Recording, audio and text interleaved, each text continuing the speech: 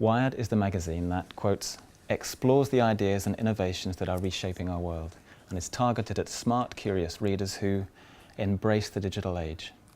The magazine has spent the best part of a decade shining a light on what's next, and its editor, Greg Williams, is the man holding the torch. Let's go and have a chat.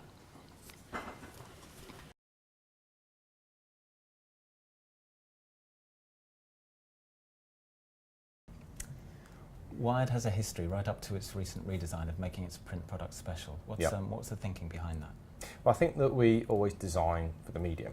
So with digital, obviously, it's really good for some things. So you know, you can scroll through on our tablet edition or on social and see, you know, how we present a story in that way, whether that's through kind of like small pieces of animation or through a kind of like a strong image. But with print, obviously, the kind of experience is very much more of a kind of a lean back experience and really kind of get into things, spend time with things. So what we can do in print that we can't do anywhere else is have things like large sort of features where we have multiple images. So space is something we spend a lot of time looking at, and large bits of engineering. So, you know, whatever, new battleships or new spaceships or new robots, we can do that in a really luxurious, beautiful way, especially with the kind of investment we make in, you know, making sure that the inks and the printing and the photography is just top notch. So there's that kind of aspect to it. There's also the aspect that we're kind of pretty good at doing, because we won, and he says, you know, rather sort of smugly, we win awards for this all the time, which is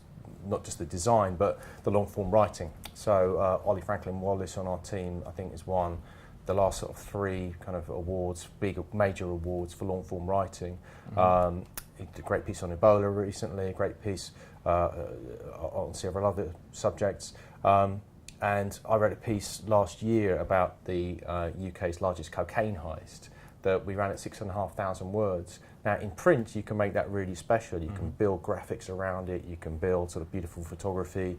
You can really let people kind of have this almost kind of like a relaxing experience, which I think is very different from digital. I think digital is more about consuming things more quickly. So for us, print is something that is crucial in the sense that it allows us to tell stories in very different ways to other mediums. So we like to play to every medium's strength. Okay, and your digital is crucial to you as well, isn't it? I think your monthly unique users dwarf your readership. Yeah. How do you get print and digital to work together? I think the key to making print and digital work together is all about tone and figuring out what the voice is and making sure that's unified on every platform. So we obviously have a very sort of strong and distinctive voice in print, like we will not use certain words because they're not very wired. And we make sure that that kind of filters through online. And I think that it's, you know, for us, it's really about kind of making sure that we're really super authoritative on the areas that we know about. So technology, business, science, ideas, and ensuring that that kind of is, you know, that attention to detail is paid in every sort of stage. So we would always fact check an online piece. We would always sub an online piece. That's not always what kind of the industry sort of standards requires. You know, there's a lot of stuff that's just thrown up online that really doesn't have that level of craft to it.